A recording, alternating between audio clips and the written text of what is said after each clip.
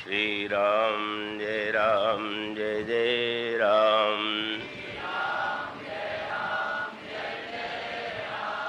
श्री राम जय जय राम।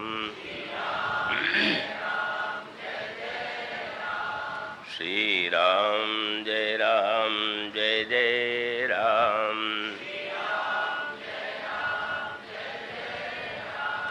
श्री राम जय जय राम।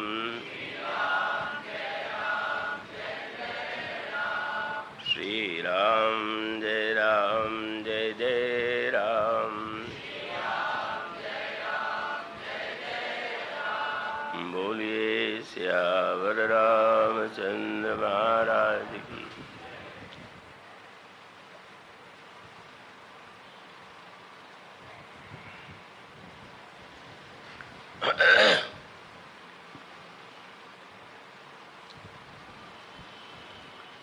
ओम मंगलमूर्तये नमः। गणाधिपतये नमः।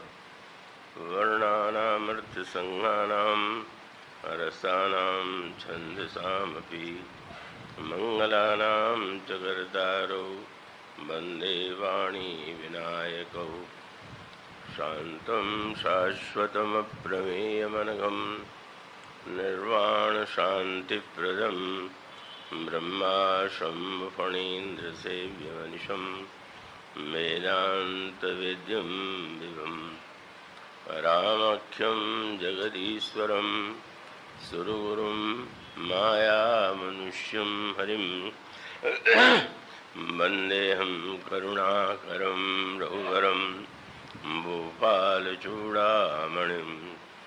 रक्ताम्भोजदलाविरामनयनं पीताम्बरालङ्कृतं श्यामङ्गं द्विभुजं प्रसन्नवदनं श्रीसीतया शोभितं कारुण्यामृतसागरं प्रियगणैर्व्रत्रादिभिर्भावितं वन्दे विष्णुशिवाजिसेव्यमनिशं भक्तेष्टसिद्धिप्रदं।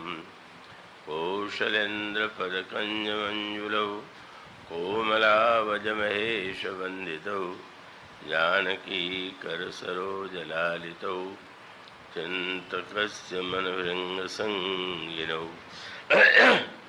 वन्दे विदेहतनया पदपुण्डरीकं कैशोरसौरभ समाहृतयोगिचित्तं हन्तुं त्रितापमनिशं मुनिहंससेव्यं सन्मानसालिपरिपीतपरागपुञ्जम् अतुलितबलधामं हेमशैलावदेहं दनुजवनकृशानं ज्ञानिनामग्रगण्यं सकलगुणनिधानं वानराणामधीशं रघुपतिप्रियभक्तं वातजातं नमामि। गरुडमहाज्ञानी गुणराशि हरिसेवकयति निकटनिवासी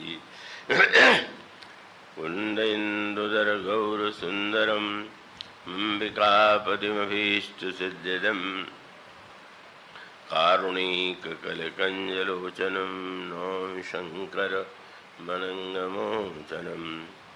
प्रभु समर्थ सर्वज्ञ शिव सकलकलागुणधाम योगज्ञानवैराग्यनिधि प्रणतकल्पतरुणां वंशी विभूषितकरान्नवनीरदाभात् पीताम्बरादरुणबिम्बपरादरुष्टात् पूर्णेन्दुसुन्दरमुखादरविन्दनेत्रात् कृष्णात् परं किमपि तत्त्वमहं न जाने।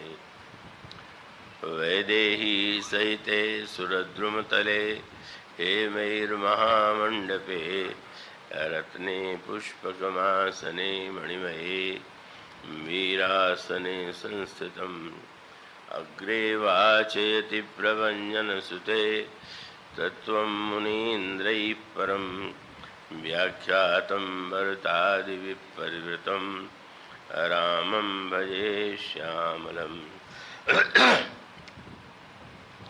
श्री गुरु चरण सरोज रज निज मन मुकुर सुधारि वरणो रघुवर विमल यश जोदायक फलचारि सियावर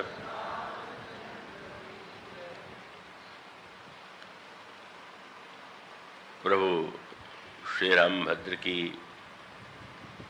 महती अनुकंपा से पुनः इस वर्ष यह 9 दिवसीय प्रभु के मंगलमय चरित्र का यज्ञ पूर्णाहुति की दिशा में बढ़ रहा है।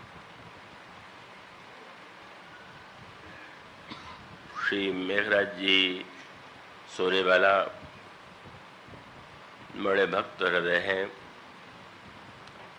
और उनका आमंत्रण भी ऐसे स्थान पर मिला जहाँ मुझे श्री महाराज श्री के चरणों में कुछ वर्ष व्यतीत करने को सौभाग्य मिला था। अभी हमारे श्री हरि भाई पोपट जी ने स्नेह से मेरे प्रति जो भाव व्यक्त किए वह उनकी प्रीति है, उनकी भावना है, पर उससे मुझे पुरातन काल की स्मृति, जब मुझे छोटी ही अवस्था में श्री वृंदावन धाम में रहने का सौभाग्य मिला था। संतों की महती अनुकंपा प्राप्त हुई थी, उसका स्मरण हुआ। उनके प्रति मैं उनके स्नेह और जो मेरे प्रति तो क्या भगवान राम की कथा के प्रति ही उनकी यह श्रद्धा भावना है, उसके प्रति आभार प्रकट करता हूँ। तो श्री वृंदावन धाम में कथा चल रही थी और हमारे श्री मेघराज जी एक दिन मिले। उस समय मैं उनसे परिचित नहीं था। उन्होंने कहा मैं मिलना चाहता हूँ। वे आए और वो जैसा उनका स्वभाव है आनंद में विनोदी, उन्होंने जब यह इच्छा प्रकट की कि बम्बई में एक कार्यक्रम रखा जाए तो थोड़ा संकोच मुझे यह था कि पहले से ही प्रतिवर्ष बम्बई में 2 कार्यक्रम होते हैं।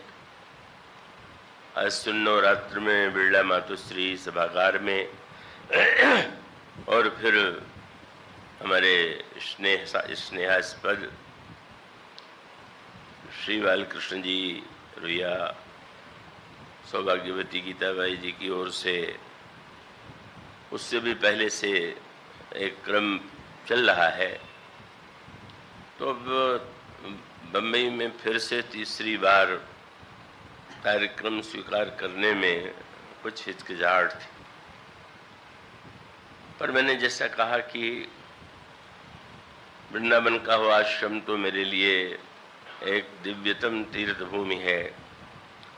वे महाराज श्री से जुड़े हुए और इस नाते से मुझे यही लगा कि शायद प्रभु की यह इच्छा है और मैंने कहा कि मैं विचार करूँगा।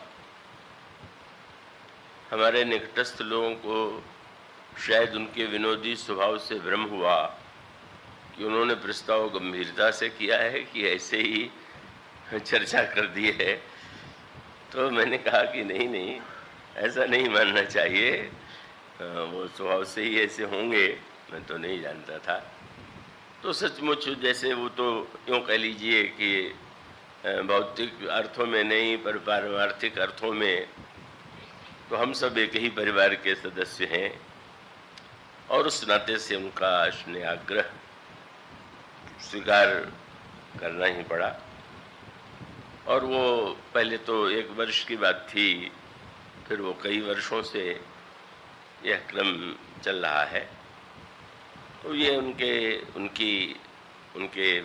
परिवार के जो समस्त सदस्य हैं, श्री राजकुमार जी, श्री अजय जी,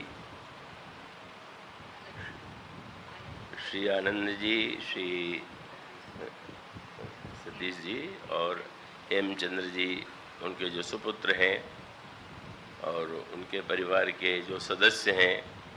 श्रीमती मेघराज जी तो बड़ी ही भक्तिमती हैं, वृंदावन धाम में बहुधा निवास करती हैं। तो उन सब की भक्ति भावना का यह परिणाम है कि यह संभव हो पा रहा है, हुआ। और इस अवसर पर जब वृंदावन धाम से महाराष्ट्र से संबद्ध कोई पधारते हैं तो मानो वह मणिकांचन योग बन जाता है। तो प्रतिवर्ष हमारे आश्रम से वृंदावन धाम से संत पधारते रहे हैं। श्री गोविंदानंद जी महाराज पिछले वर्षों में आते रहे हैं। इस वर्ष लगा कि नहीं आ पाएंगे। श्री श्रद्धेय महंत जी ओंकारानंद जी थोड़ा अस्वस्थ हैं, तो अभाव का सा अनुभव हुआ। लेकिन यह प्रभु की ही कृपा रही होगी कि अचानक ही एक दिन पहले सूचना मिली कि हमारे श्रद्धेय महंत जी और श्रद्धेय श्री गोविंदानंद जी महाराज आ रहे हैं। तब वो संतों की उपस्थिति से और भी प्रवचन रस में वृद्धि होती है, आनंद रस में वृद्धि होती है। तो उनके प्रति मेरा हार्दिक नमन, कृतज्ञता का ज्ञापन। श्रद्धेय महामंडलेश्वर स्वामी श्री माधवानंद जी ने मेरे प्रति जिस भावना और शब्दों का प्रयोग किया, उसे मैं उस संत परंपरा की कृपा के रूप में ही देखना चाहूँगा, देखता हूँ, जो मैं बहुत छोटी अवस्था से प्राप्त होती रही है। उनके प्रति भी मेरा हार्दिक नमन। और आप सब लोग जो यहाँ एकत्र होते हैं, और फिर आप तो जानते हैं इस कथा में कोई बाह्य मनोरंजन या बाह्य कोई ऐसा साधन नहीं है कि जो आकर्षण उत्पन्न करे। फिर भी वो आप आए हैं, इतनी संख्या में आए हैं, तो इससे आपकी जिज्ञासा वृत्ति जो है वही सिद्ध होती है। और ये आश्रम तो एक दिव्य आश्रम है जहाँ निरंतर सत्संग का प्रवाह चलता ही रहता है, संतों का आगमन होता है और अनेक गतिविधियाँ जिनके विषय में बच्चू भाई, यद्यपि उनका कहना ठीक ही है कि उनको बच्चू भाई न कह करके हरि भाई कहा जाए, ठीक ही है। सदा कोई बच्चा ही थोड़ी बना रहता है। तो अब तो वो निरंतर सेवा कार्य में संलग्न है, तो या एक त्रिवेणी संगम जैसा वातावरण बन जाता है और उस तरह से संपन्न हो रहा है। प्रभु की यह कृपा है। और जहाँ तक जो कुछ कहा जाता है उसके विषय में मुझे कोई संदेह नहीं है कि वो सर्वथा यथार्थ होता है। मुझे कभी ये भ्रम नहीं होता है कि जो बात कही जा रही है कहीं उसमें कोई भूल तो नहीं है, कमी तो नहीं है। तो मुझे मैं ज्ञात है कि उसमें सचमुच कोई भूल नहीं। वाणी की भूल हो सकती है पर विचारों की कोई भूल नहीं है। और इसलिए नहीं है कि बोलने वाला तो मैं नहीं हूँ, एक यंत्र है और उसके माध्यम से जो बोलने वाला है वो बोलता है, और वो बोलता है तो वो तो गलत बोलता ही नहीं। तो इसलिए इस यंत्र के माध्यम से प्रभु जो कहला रहे हैं, कर रहे हैं।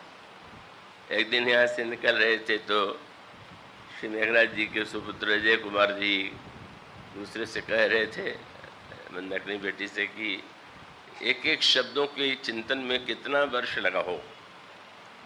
तो मैं तो बहुत मुस्कुराया कहो तो जैसे किसी को लॉटरी में करोड़ों रुपया मिल जाए और कोई कहे कि कमाने में कितना समय लगा होगा, तो कोई सचमुच ऐसा नहीं है।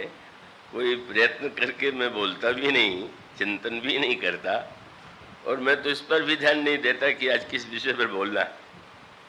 वो वस्तुतः अत्यंत ऐसे असमर्थ व्यक्ति में, जिसमें कोई योग्यता नहीं है, कोई विशेषता नहीं है, प्रभु ने अगर अपने विचारों के प्रकट करने का माध्यम बनाया तो यह उनकी महती अनुकंपा का ही परिणाम है। वह मेरे किसी का साधना का या कोई मेरे परिश्रम का परिणाम नहीं है। तो अब जो इतने दिनों तक प्रसंग चलता रहा है, भवानी शंकरो वंदे श्रद्धा विश्वास रूपिणो याभ्याम बिना न पश्यन्ति सिद्धा स्वांतस्थमीश्वरम। श्री रामचरितमानस भगवान श्री राम के चरित्र को दृष्टिगत रख करके लिखा गया है, प्रस्तुत किया गया है, पर न तो प्रारंभ में श्री राम का चरित्र है और न तो राम कथा के अंत में श्री राम का चरित्र है।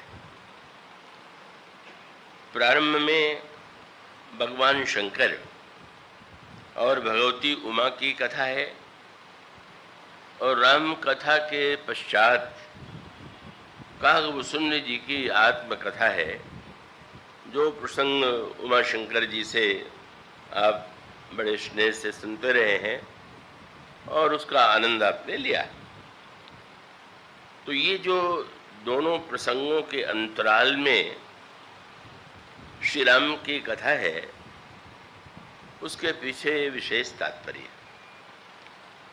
और तात्पर्य यह है कि वस्तुतः राम कथा परम कल्याणकारिणी होते हुए भी सबको समान रूप से उसका लाभ होता हुआ नहीं दिखाई देता है। और यदि नहीं दिखाई देता है तो क्या कारण है, क्या कमी है?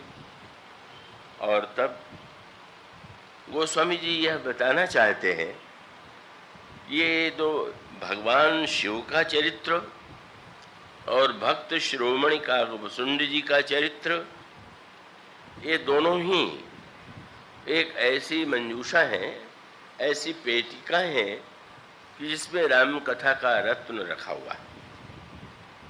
और गोस्वामी जी कहते हैं कि भगवान शंकर और भगवती उमा के कृपा के बिना तो कोई व्यक्ति उस ब्रह्म का दर्शन ही नहीं कर सकता। भले ही वह ब्रह्म समस्त प्राणियों के अंतःकरण में विद्यमान हो, पर वैसा होते हुए भी उसकी कोई अनुभूति नहीं हो रही।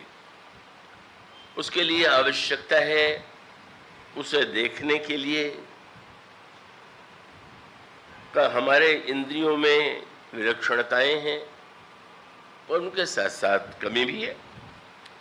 इंद्रियां बाहर की ओर देख पाती हैं, भीतर की ओर नहीं देख पाती हैं, और ईश्वर यदि भीतर है तो उसको देखने के लिए भीतर की दृष्टि चाहिए, और वह दृष्टि है श्रद्धा और विश्वास की दृष्टि।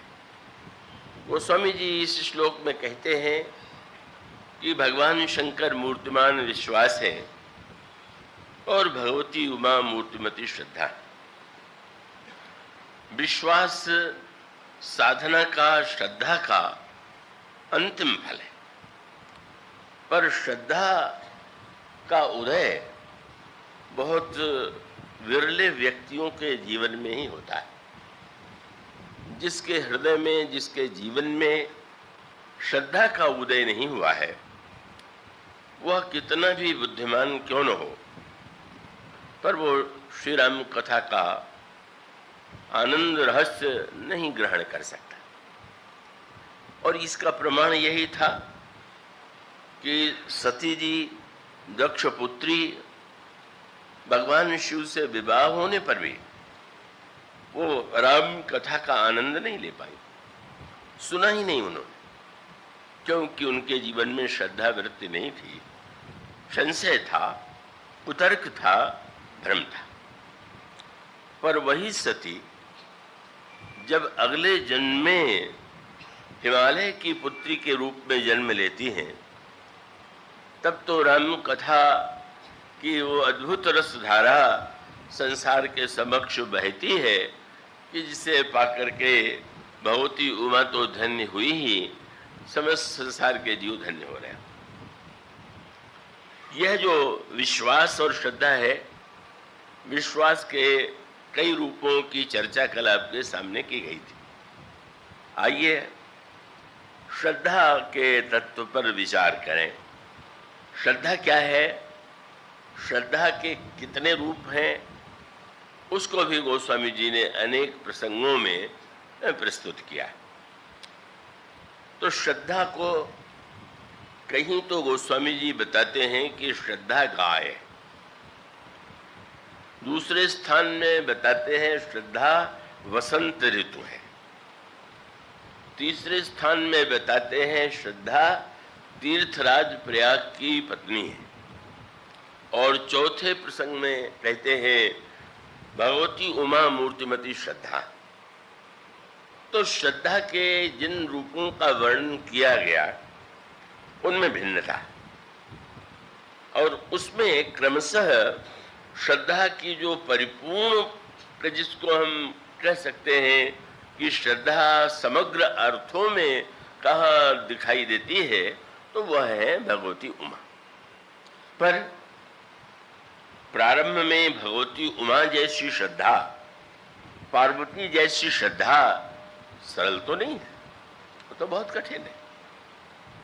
तो ये जो श्रद्धा के रूप हैं का आप थोड़ा उस पर एकाग्रता से ध्यान दे करके सुनेंगे। जब वो श्रद्धा की तुलना गाय से करते हैं, उत्तरकांड में जब यह प्रसंग आता है कि जैसे कोई गांठ उलझ गई हो और अंधेरे में बैठ करके कोई व्यक्ति गांठ खोलने की चेष्टा करे, तो गांठ कैसे खुलेगी? वो तो उलझने की ही संभावना है। हमारे जीवन में, हम सबके जीवन में एक गांठ पड़ी हुई है। गांठ तो न जाने कितनी है, पर एक बहुत ही गहरी गांठ है। वो उसको विस्तार से कहने का समय नहीं है।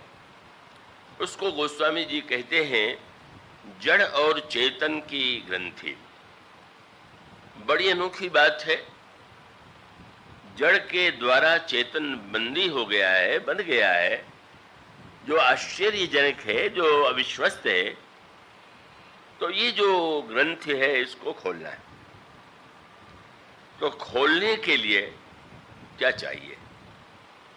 खोलने के लिए चाहिए दिया, प्रकाश। और दिया भी जो चाहिए उसमें गाय के घी का दिया। तो वैसे तो बड़ी विचित्र बात है।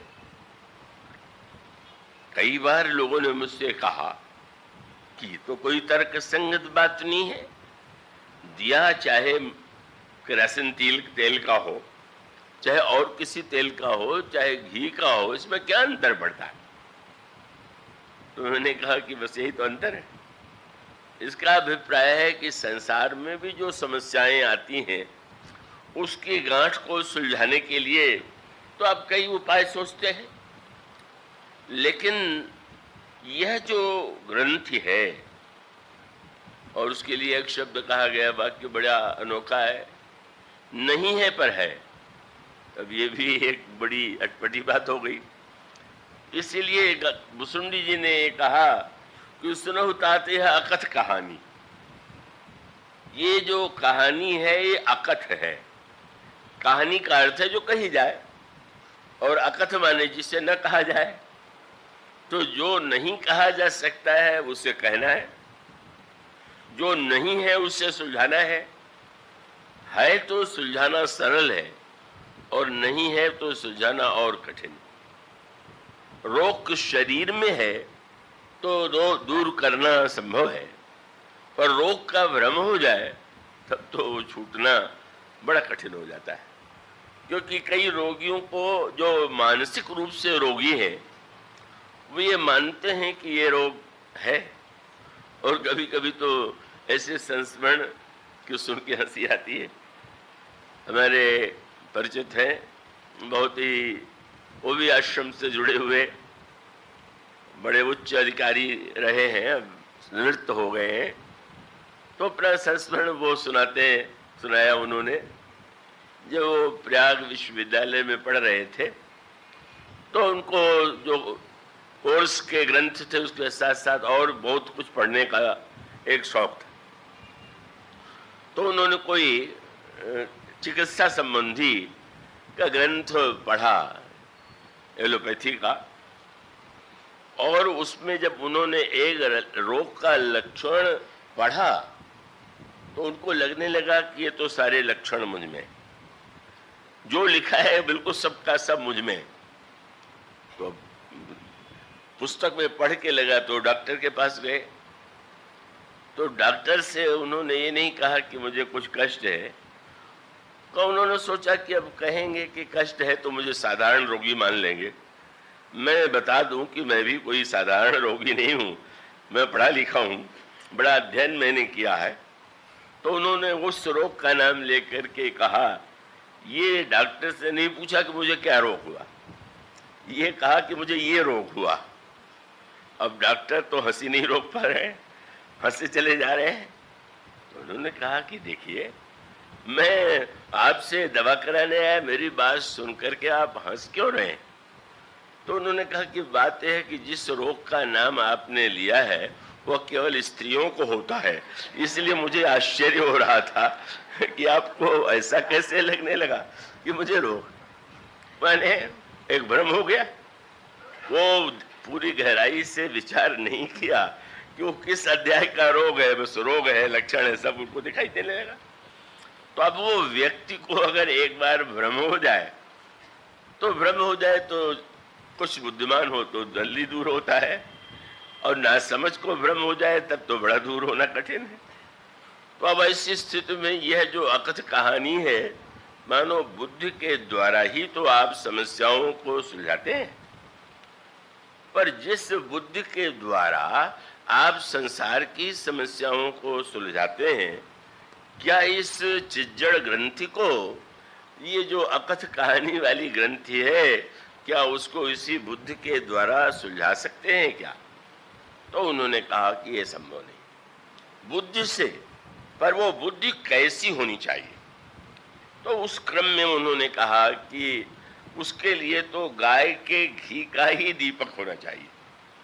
उसका अभिप्राय ये है कि हमारी बुद्धि परम शुद्ध हो, परम निर्मल हो और दोष रहित हो, तो ही हम उस ग्रंथ को समझने और सुलझाने में सक्षम होंगे, समर्थ होंगे। उस प्रसंग में श्रद्धा का वर्णन किया गया, प्रारंभ किया गया श्रद्धा से। उन्होंने कहा कि जैसे गाय का घी तब मिलेगा जब गाय हो, दूध हो, तो गाय कौन सी है? तो उन्होंने कहा कि सात्विक श्रद्धा धेनु सुहाई, जो हरि कृपा हृदय बसाई।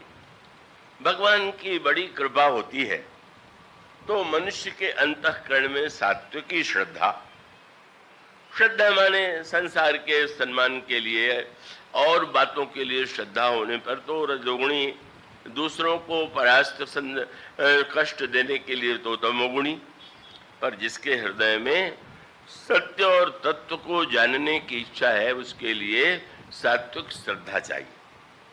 किंतु बहुत बढ़िया गाय कोई आपको दे दे और देने के बाद उसको आप चारा ही न खिलावें, और उसके बाद क्या आप आशा कर सकते हैं कि गाय दूध देगी?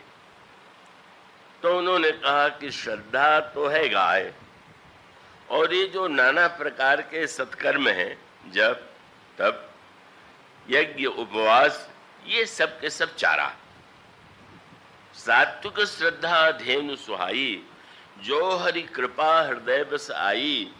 जप तप व्रत यम नियम अपारा, जे